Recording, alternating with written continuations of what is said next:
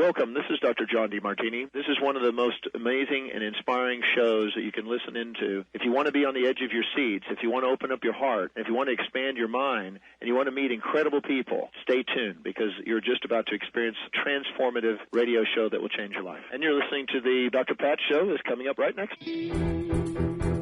Welcome to the Dr. Pat Show. Talk radio to thrive by. Powerful, inspiring, and coming to you live, bringing you stories of people like you and me, busting through and living life full out. Get ready to dare to wonder what your life would be like if you knew you could not fail.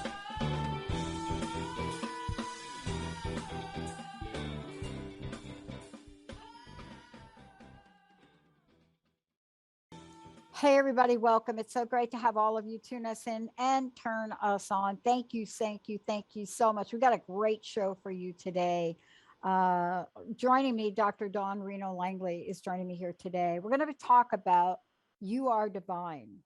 You know, it's a search for the goddess in all of us. And I'm acutely reminded today, you know, I've gotten a number of emails from you all based on the show we did last night with Mark and I. And honoring Women's History Month, and also honoring the strength and the power of the women in the Ukraine. And I got a lot of emails and about the fact that we took the time to do that. And we recognize the power and strength of women all over the world, even though Women's History Month is a thing that started in the United States. It is not the energy of that. It's about honoring, you know, what is the journey, what it's like, where we've been, what we've done, and where we are meant to go. And if I've learned one thing in 20 years doing this, is it's so important, as my friend Lynn McTaggart would say, is for all of us to hold the intention of nothing but peace and freedom, and do that in whatever way you want. Because as we search for the goddess in all of us, we will find, after speaking with Dawn that and going through her fabulous book, what we might find is that there's something we relate to at certain point in times in our life. Maybe at one point in time in our life we're Eagle Woman, maybe another point in time in our life we're a different goddess, maybe whatever it is a time that we get to acknowledge what it is, why it is, who it is, and how it is we manifest that energy. And the fact that I get to speak with Dr. Langley about this and about this incredible book, which we will talk about today, is how much we have not talked about it. You know, how much we have not talked about the warriors, the goddesses. You know, even when I think about the feminine face of God, you know, how often have we left that part of who we are out of the conversation? But that's what we're going to do today, because I have a very incredible guest joining me here. You know, writer, theater critic, editor, writing coach, you know, author, you name it. What we are here to talk about is who she has become, what she is passionate about, and why this book now is a message for our time, and the boldness that we're seeing of women. The image, and I'll leave you with this, but let me bring on Dr. Langley. Thank you for joining me here today, Dawn. It's so great to have you on the show. It's such a pleasure to be here, and thank you for that wonderful introduction, because it is so important to talk about this. The image that hit me last night, and Mark and I spent a lot of time in the beginning of the show, the image that struck me reminded me of growing up in an era where men and women, but women in particular, were highly energized goddess energy. Now, a lot of the people that we have that are of a younger generation don't even know Gloria Steinem's name. Right. You know, if I say Bella Abzug, they just don't know about that. But the image that happened last night, as I was reading your book again, it just hit me. a woman, elderly woman in Russia protesting and being dragged up and arrested. Now, if that's not finding the goddess in her, I don't know what is. What do you think? Oh, she absolutely has it. That heart is huge. And obviously, she's not fighting for herself. She's fighting for her family. And that's what this is all about. It's not, I'm not saying that divine feminine and divine masculine have to be split. I believe we have both in our bodies. But what we haven't done is to appreciate that type of feminine energy that is strong and powerful and has been labeled mean or bitchy or, you know, throw her out of the conference room. You know, that kind of energy, that kind of strength has been in so many goddesses and so many philosophical religions, whatever you want to call them, all over the world. I mean, in a lot of religions, not only were we the top dog, but we created the world, the sun, the earth, the moons, everything. And I think that if we got back even a tiny portion of the respect that we gave goddesses back before the world was, quote, civilized, not only would we be much stronger within ourselves and able to say no and just have it be no, no excuses, no, I'm sorry, but, you know, we kind of couch even our language with these apologies for being female, and we shouldn't have to. But my point is if we do that for ourselves, we do it for each other. And when we do that, we create, I've seen it happen in my own life when I was publishing my last book. I created this net of women who just kind of buoyed me up through the whole journey and helped me on every single leg of it and were there. And it was such an incredibly powerful force. You know, we've lost that a little bit, I think. Oh yeah. We've competed with each other a lot of times. And I think that I, for one, I'm trying to give back now to the women who are younger than I am, who may be coming up through the ranks and who need some support. And somebody just say, you know what, you may not want to do it that way. You may want to think about this way. Yeah, I'm at the same place as you are. But one of the things that I'm really interested in, you know, that it relates to the time we live in is when you open the book by really having a conversation with us about both the divine feminine, divine masculine. And so often it's very difficult for people to have a conversation about both.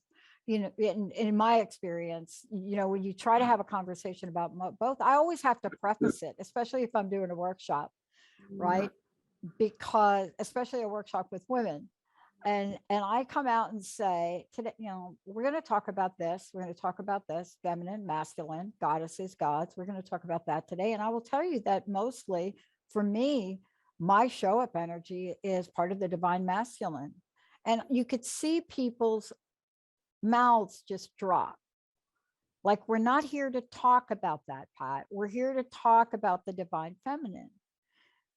But you have to talk about both. Thank you. And I was thrilled to see how you open the book, because it sets the stage for why we need to find the divine feminine and the divine goddess in all of us. Not that it doesn't exist. It has literally vanished in a conversation. Yes. What do you think? Yes, I believe so. And, you know, it's a lot of it falls under a term that is uncomfortable for most people. And we chose to keep it out of the book because the book is supposed to be about empowering women. But through the centuries, through our history, there has been a Holocaust of women, just women. It didn't really matter what era, what family structure, what race, religion, whatever. A lot of the deaths, a majority of the deaths of women in history have been through abuse, Yeah. or being killed for being female and knowing how to use an herb, or being killed for being female and wanting to dance in the moon, or not listening to your husband, or not cooking the meal right. And there's just millions, billions of women who have never been put on the rolls as killed because of being female. It's the women's Holocaust. And it's just, I think over the years, Yeah. you kind of, we get blind to it, but it's still happening. It's still happening. And I love that you said that. Maybe that's the next article you write, because I haven't had the right words to think about it. But as I was going through your book, I got to sit across, I've got to meet so many amazing women. You're one of them. See, people ask me, oh my God, Pat, every show you do is in support of somebody else. You don't have a book. And I said, I love honoring the people that come on here. I especially love honoring people that honor other people. And that has been a 20-year journey for me. But I have to say, I was reading your book and I was struck. I can't remember which chapter it was. I think it might have been The Feminine Face of God. I can't remember. But I reflected, I had a flashback of my corporate career, right? Corporate career, a researcher, all of that. But I had an image of sitting across the table. And funny, you're showing up today exactly with her glasses. And I'm not kidding. I was sitting across the table at a corporate event from Gloria Steinem. And we brought Gloria in, and Linda, who's the producer that brought you on today, gave up her seat so I could sit and have lunch with Gloria Steinem. Wow. And I have never been so shell-shocked ever.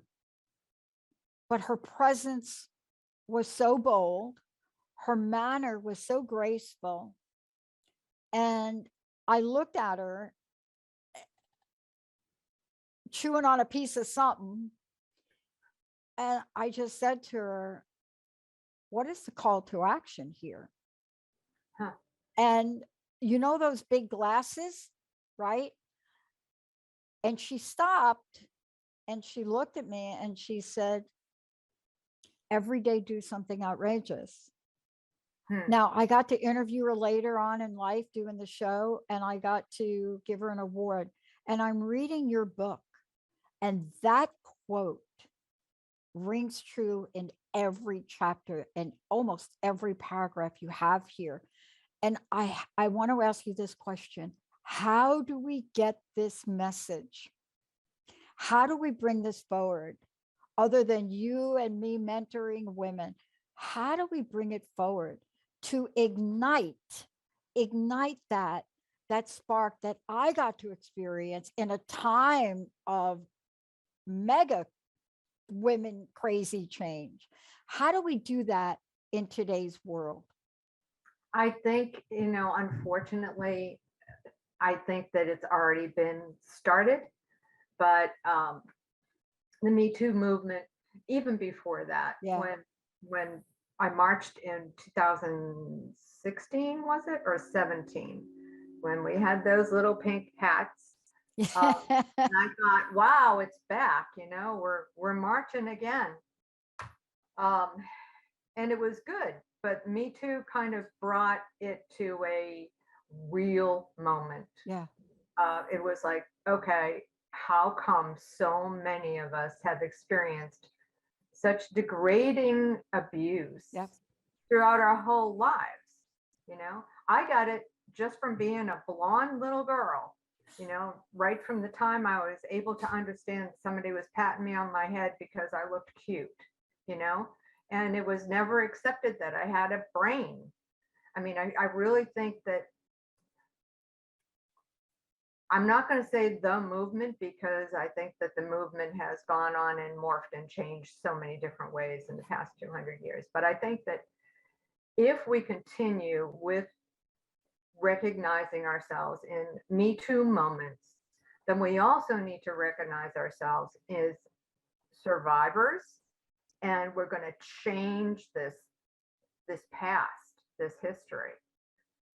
And like I said, I really think it's just a matter of sitting down with somebody and talking to them. I talked to 30 or 40 women when I was researching this book, all asking them the same questions about their spiritual journeys and how they saw themselves as women in their spiritual journeys. And I was fascinated by their stories.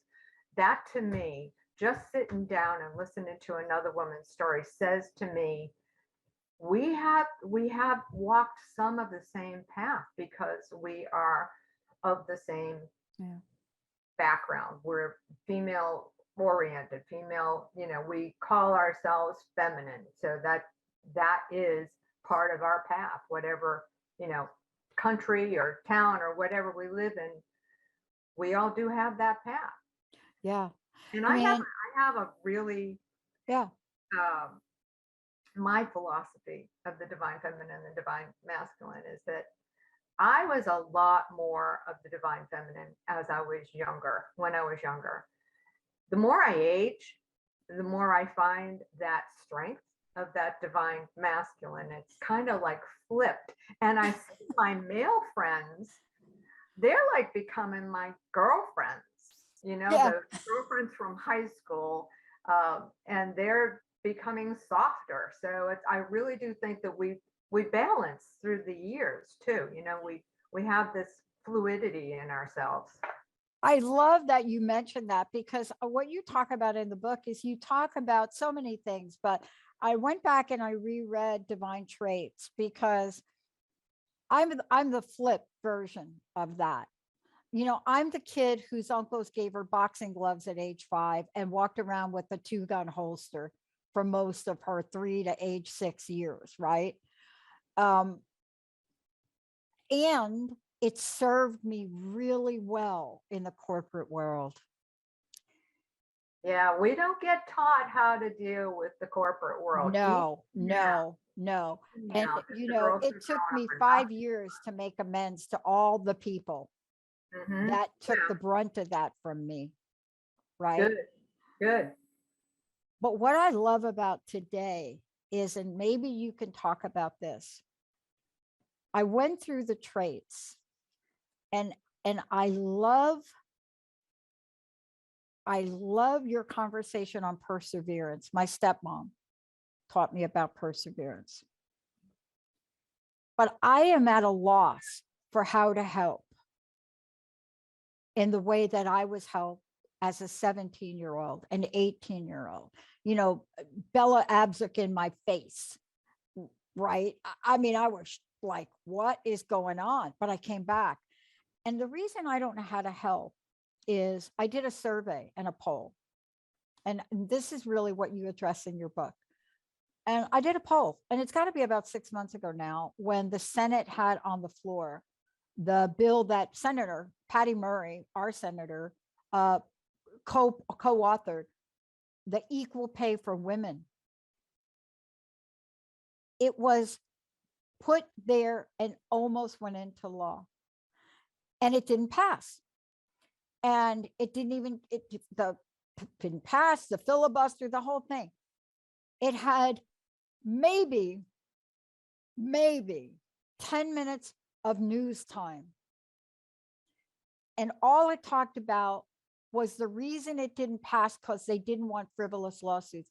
The poll I took of women, one in age groups, there's a certain age group, which I'm not going to mention, 0 out of 200 knew it was a thing.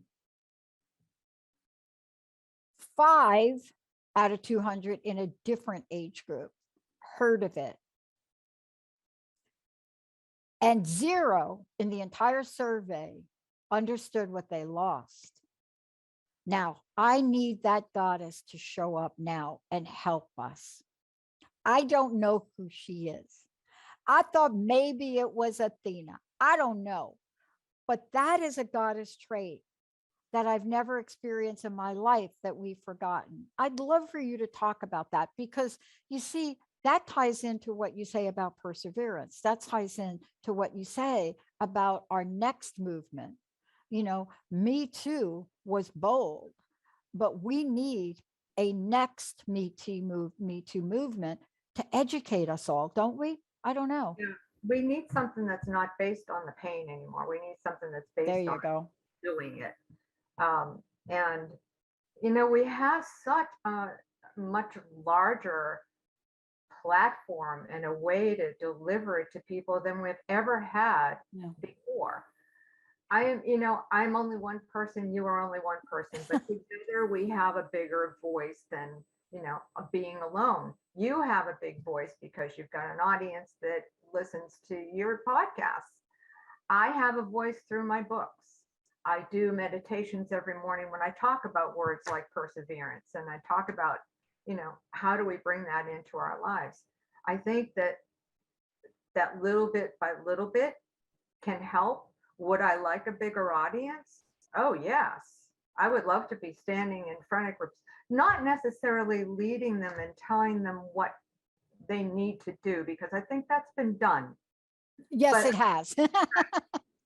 I would ask, I want to hear the stories, and I want women to think about their own stories and how they've seen themselves growing up. Mhm. And I can tell you, I'm sure that 99% of the women you talk to are going to have some kind of a female role model that she can say, whether it's mom or grandmother. Mine happened to be a woman who was English, and she was a journalist. And I thought, wow, she's pretty cool. And, you know, because my mother was always talking about writing too, that's the role model I followed, even though she probably never knew it. Mhm. But Violet Winstead, I'll never forget her name. But isn't it interesting that we can talk about that in your book too? You talk about accepting and embracing emotions. And I love that you have this in here, because I got poor Benny and Jacob, if they hear me talk about this Senate vote like one more time, right? You know, because it's on my heart and it's on my mind and I don't understand it, right? It's just, I'm trying to work out, like, is there another way that we can communicate? And I'm reading this part, and on the left of the chapter, you list the God. Thank you for listing the goddesses. Thank you. Thank my editor you. for that. That was Thank her. your editor. Thank you, the editor, the whole people, whoever did it. And I get here because I was going to ask you, where's Joan of Arc? And there she is. The goddesses, Joan of Arc, Catholic-led soldiers, right?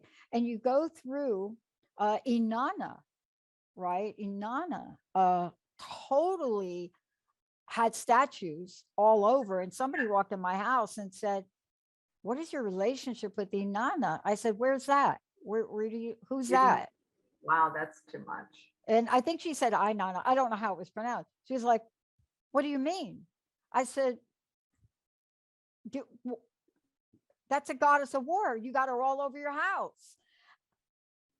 See, you're inviting us in not just this book, but the work you do is to activate something, I think, that will deactivate our forgetter. See, I think we have like a forgetter, like, right? I don't think it's like we wake up and say, oh, I would like to forget. No, but we got this forgetter. Can you talk a little bit before we go to break? Because I like you, I don't want to focus on the pain, although pain is part of the journey, but I want to focus on how do we educate? How do we inform? How does that become power then for you to make conscious decisions, right? But here's what I want to ask you about this. There's so much research that went into this. This is clearly for me. I mean, I see it, I'll acknowledge it. But there's something that was in your heart outside of what your publisher edited. There's something in your heart that wanted to drive a bigger message. Tell me what that is.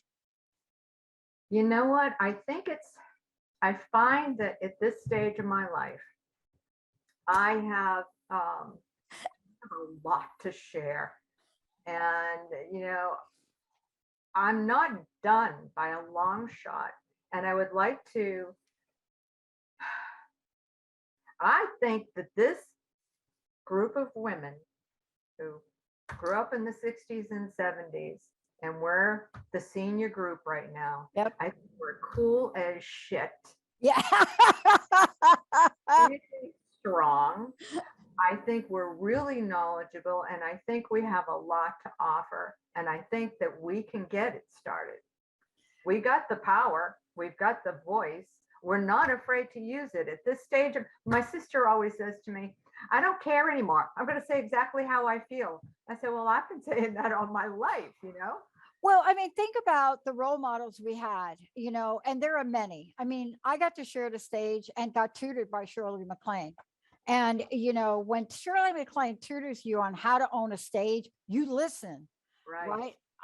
right? I love Shirley. I just love her. Dee Wallace is one of my friends. These are women I never thought ever. This kid from the Bronx, literally homeless at 17, would be talking to women that I just admired so much. And you live in this world, but we have to be bolder. You know, and I got to reference Gloria Steinem. She wasn't the only one, but she said some things and took a lot of grief for it. Yes. And I asked her about that. I said, you know, I could pinpoint one thing I heard you say once, and I can only imagine the grief you got. And, you know, we were talking, and I was thinking today, if she'd have said this today, how would the reaction be? Do you remember when she was like the Now organization? What happened to them? Remember Now? Yes. And they didn't want lesbians in the Oh, Now, yeah, in that's Now. what they said. Right. And she stood up in the middle of like a big rally when asked about it and said very simply, Gloria Steinem with the glasses, we are all lesbians. That line, Mhm. bold, controversial, got everybody's attention. Yeah. Now, back then, you say something like that, and like now you say it and you get fan mail. I remember when we started the National Writers Association in Boston, and Marilyn French came to speak after she wrote her book.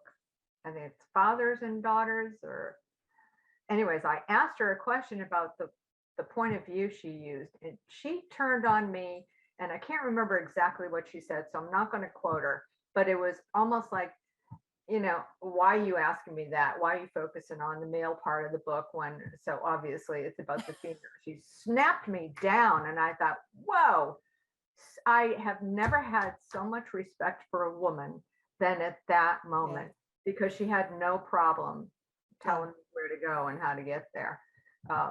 But it just, up until that point, I don't think I had seen anybody besides my own mother who was strong enough to do that. You know, I love that you bring that up. We're going to take a short break. When we come back, what we're going to talk about is here and now. Why now and how now? Because what you've gotten in I don't think you left anything out of this book. Honestly, I'm in awe how you got it all in here. But how is it that we know, or we can know, that we have got that divine in us, divine feminine, divine masculine, but the goddess? And what would you give your goddess's name? Can you even own that you may have that energy inside you? And what do you relate to? When people come in my house and they go in a couple of different rooms I have in here, like you, I've got a picture, like I got pictures on every wall. I mean, you can see from my background what's going on here. Too. But if you go into some of the other rooms of my house and they look at the posters I have on the wall, they say to me, wow, I've never seen a poster of Athena like that. Why does she have the head of Medusa on her? Now, when we come back, how do you find it? What do you do with it? Dr. Dawn Reno Langley is joining me here today. Here's the book. I think, Jacob, you're showing pictures of this now. When we come back, and we are taking your calls, do you have a goddess within you? Do you want to tell us what it is? Would you like to share? 1-800-930-2819. And if you don't think that Goddess is back, just stop for a moment, and ask yourself, now, what pop culture movie will I be watching? What am I going to be watching? Or what have I watched in that? Was it Black Widow? Oh, do you think that's not a goddess? Oh, wait a minute. How about The Eyes of Tammy Faye? Do you think that doesn't have goddess energy? When we come back, more from Dawn, Reno Langley, and you are divine. Stay tuned. We'll be right back.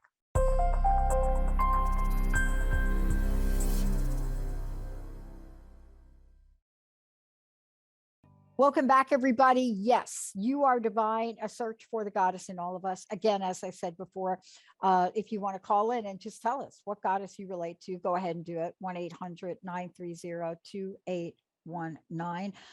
Also, Dawn, would you just let folks know how they can find out more about you? Because, I mean, the book is one thing, right?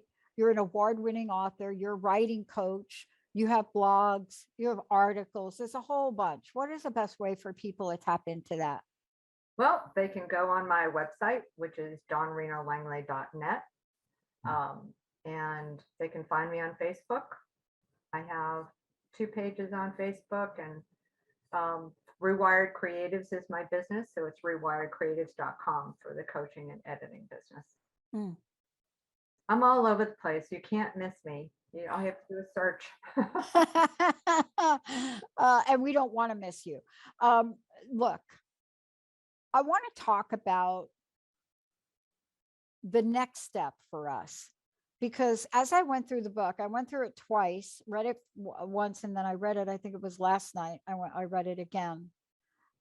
You have not left much out, and I think about the books that I've read. What? I've left a lot out. Well, I was just going to go there. I was going to say, you have not left much out, and yet there's so much more to say. Yes, I have just touched the tip of the iceberg. I'll tell you, I could go on and on and on. And I would like to, because up to this point, just about 90% of what's been written about goddesses has been written by men. And I don't have anything against men. Seriously, I don't.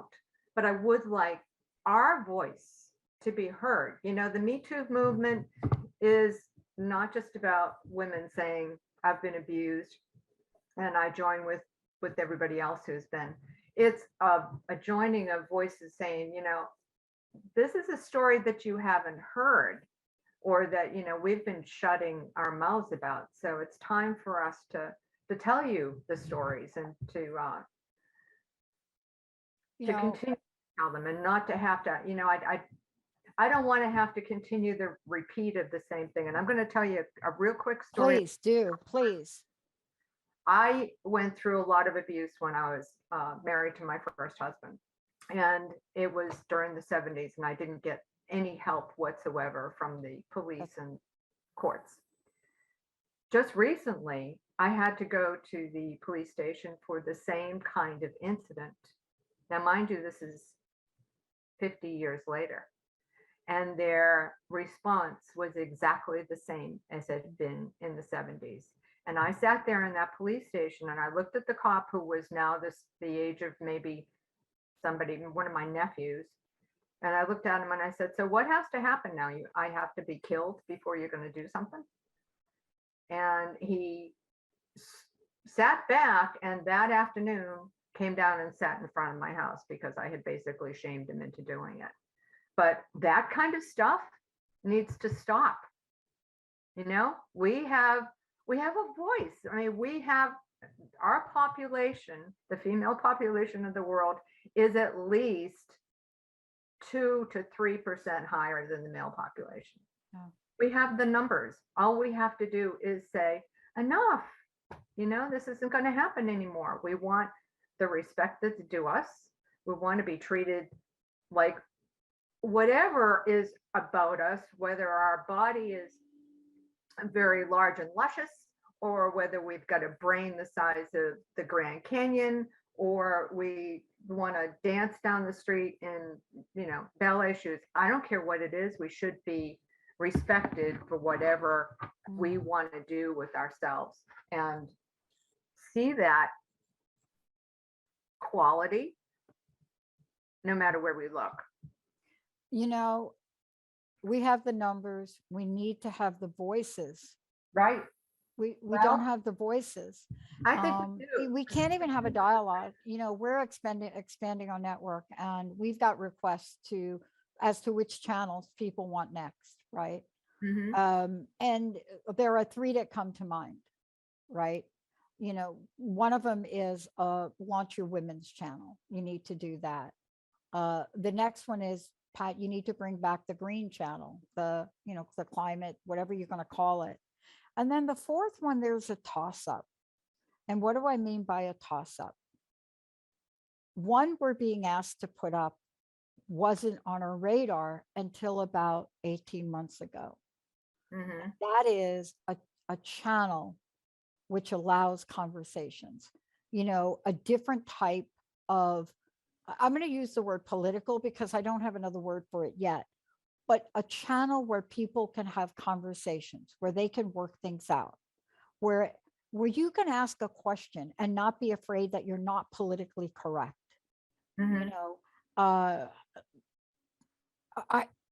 look, I had somebody on the show a couple of months ago, and they said that we were talking about the domestic partnership, gay marriage, you know, things like that. We were talking about, actually, it was about transgender in the Olympics. And the guest fumbled because they said, I apologize. I think it's LGBTQ, and I know there are other letters, but I don't know what they are. So we've gotten so paranoid. And I said, here, it's LGBTQ for you. I get your point.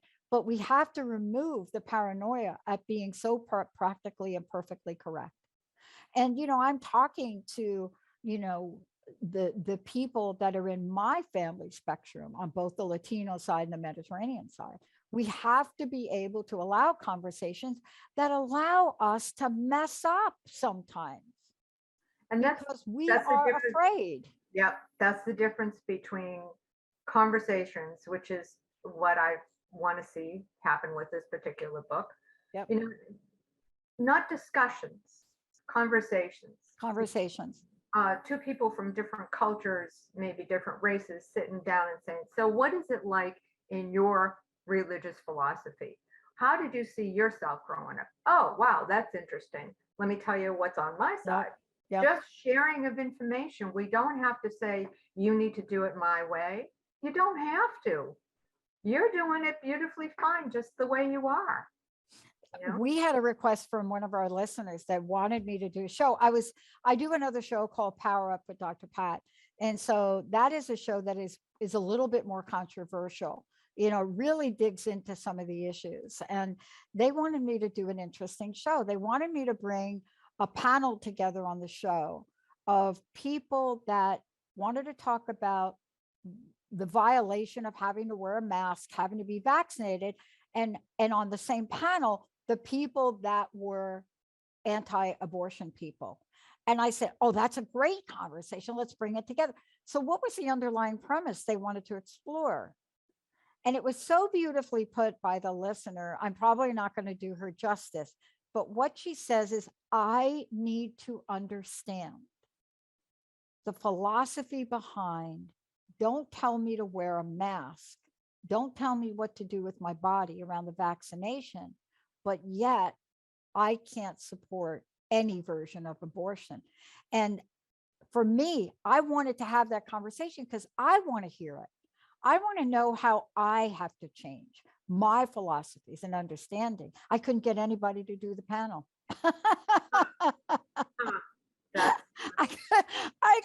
I was like, come on, just, you're not going to be made wrong. No, I'm not going to talk to them. We have got to stop that. See, we can't be this. You know, right? We cannot be this. Right. Women used to always talk. You know, we used to hang the clothes out in the backyard and talk over the clothesline, share recipes, share, Yeah. you know, Tommy's got 100-degree temperature. What do I do? you know, all of that back and forth information has been torn from us. There's a beautiful play. It's actually called The Clothesline, which Nina Freelon of Durham, who's a Grammy Award winning artist, um, did a wonderful job with that play. But it's all about that culture of the clothesline and, you know, women's jobs and how women basically shared all the information. We don't do that anymore. No, you've nailed it in your book. I think you talk about the strength of fireside tales and clothesline chats. Yep. And I don't ever remember my female relatives, the women in my family, always agreeing on anything. And yet they did it in a way where when all was over, there was no hard feelings. There was no resentment. And when you talk about the strength of fireside tales and clothesline chats, how do you see the strength of that playing out in what we need in the future for us to bring our voices back? I think that they're a metaphor. I don't think we're going to have fireside chats or clothesline chats anymore. I think they're a metaphor for what you exactly. We're, you know, now we've got Zoom calls that we can have 200 people on. Hopefully we will have meetings where we can have people face to face. Right now, I'm thinking that I'm even feeling with this book. I've done a lot of books in my life, and with this book, I did not want to go out and do the big, you know, whirlwind tour around the United States like I did with the last book. I wanted to get together with small groups of women, because I think that's where it starts, and that's where it spreads, and that's where the strength is. So do I need to talk to 5,000 women? It would be wonderful to do that, but I think it would lose its power, because the power is in that small group that trusts each other, that talks to each other, and that is embodied with a message that they believe in enough to go and tell somebody else. Yeah. I would love to organize. As a matter of fact, myself and a couple of other hosts are looking at how we can organize something for the summer. But it's small things. It's like I'm at a meeting and one of the women at my table looks at one of the young women at another table, and then another woman not so young at another table. And by the way, these were the keynote speakers. They didn't know that. And says, that's just ridiculous. And I'm like, oh, like what? Because I had tank tops on, you know, it was a summertime, right? It wasn't a summertime event. And they said, those tattoos are ridiculous. And I looked at one of them that I knew, and I said, wait a minute, Mary, your husband has got like tattoos. Like, what are you saying? Like, you hate your husband's tattoos? She said, no, they look great on him, but they look horrible on them. Just that one line of bias. Judging, yeah. I thought they looked great. And then when they got up to be the keynote speakers, you could hear a pin drop at that table. And they were fantastic. We have lightened up on some of that. See, then when I think about where we are today, we have less and less of that. Mm-hmm. You know, how women show up. Yep. Yep. How women show up now, we have less and less to say about that than we did years ago. I want to ask you this in a few minutes we have left.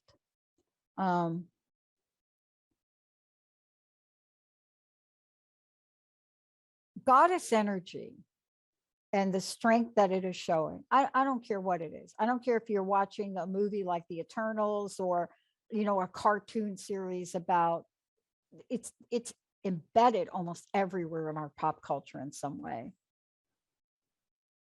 How do we help our sisters and brothers bring that divine feminine to the forefront?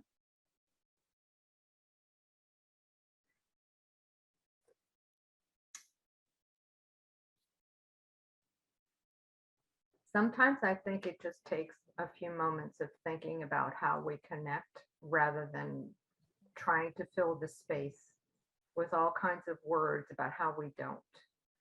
I moved to the ocean about 6 months ago, and I've spent a lot of time silent.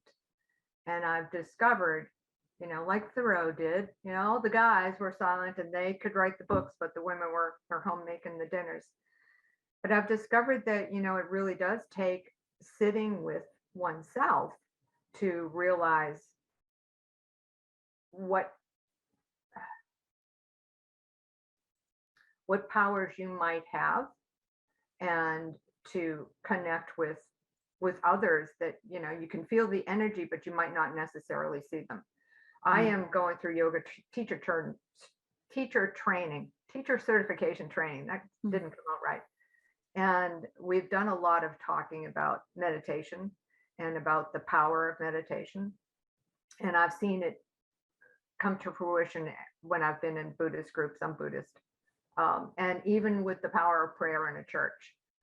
That intense concentration by a number of breathing, living souls at the same time is scientifically one of the most powerful things we can do on earth. Yeah. Not only that, but if we're intent on looking inside and really seeing the goddess, seeing the divine, we are not so inclined to be trying to fill that space with negative energy. Yeah. And we're recognizing that the person across from us really wants the same things in life that we do. Yeah. We all want love. We all want a roof over our heads and family and somebody to hug at night. That's the same, no matter what we look like, no matter what gender, what sexuality, what race, anything. Yeah, I think that, what you just said is so pivotal. And I think, I've been trying to figure out how we do that in the digital age. Really, I mean, there's a way to do it. I know there is. I know we'll figure it out. And I can recall being an executive in human resources in what was once the phone company, having a horrible, horrible time with diversity. And we started individual groups, but we couldn't figure out how to bring them together. I remember being at a board meeting and they could not figure out, how do we get these different groups to talk? This group won't talk to the gay people. This one won't talk to the men. This one won't talk. I remember this. This group from East India won't talk to this group. I mean, I remember being at the boardroom, right? Because I was worked for the president of the company at the time. And I just looked at him, and Irwin looked over at me and he said, well, what do you think?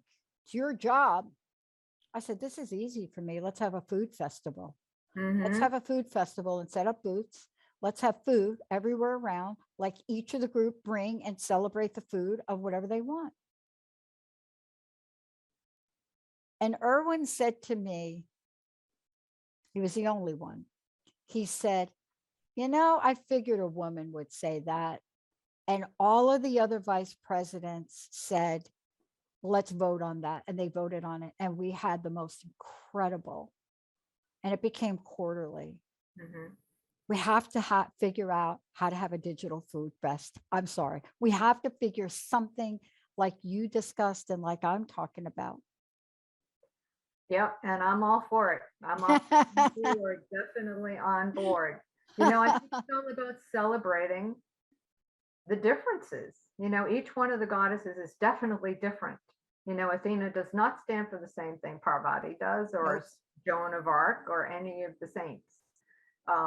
But we can find part of ourselves somewhere in there and say, well, that's a goddess. So I have that. I embody that, and I am too, Yeah. And you've given us a wide range to really look at, and so many questions that we can explore about ourselves, which are beautiful. And that's really what I take away from this book. I'm sure there'll be more things that you will write about, but I see this as an invitation for us to step into the space of honoring, Yes. and start with ourselves. Dawn, thank you for today. Please, again, give out your website. How do people get a copy of your book? Please tell folks. The book is on Amazon and Barnes and Noble and all your independent bookstores or Llewellyn's website. My website is www.dawnrenolangley.net, and my business is www.rewiredcreatives.com. And all you have to do is do a search, and you can find me on Facebook too, or I love it. or Instagram. One last question for you. Thank you for today. Let me thank you for today. And I have a funny feeling that we'll be speaking again soon. I'd love to know your personal message. I'd really love to know what you'd like to leave all of us with today. Every morning, I have a meditation that I do on the beach, and it's a mantra that my yoga instructor says. And I just want to leave it for everybody else if they can repeat it silently to themselves. I am enough. I do enough. I have enough. I give enough. I'm exactly where I need to be, and I'm perfectly perfect just the way I am. Namaste. Thank you so much. Thank you for joining me here today. For those of you out there that are just tuning in, or you want to be reminded, it's You Are Divine, a search for the goddess in all of us. Right here, take a look at that. Great conversation, lots in the book for you to think about, explore. And for me, my message to you all is it's okay to own it. It's really okay. It's okay to own it. That actually is the next step. Empowerment is a word, unless we truly do step in and own our power. Thank you, Benny. Thank you, Jacob. Thank you, Dawn, so much. Thank you, Pat. Thanks to the best listening audience on the planet. Have a great weekend. We'll see you next time, everybody.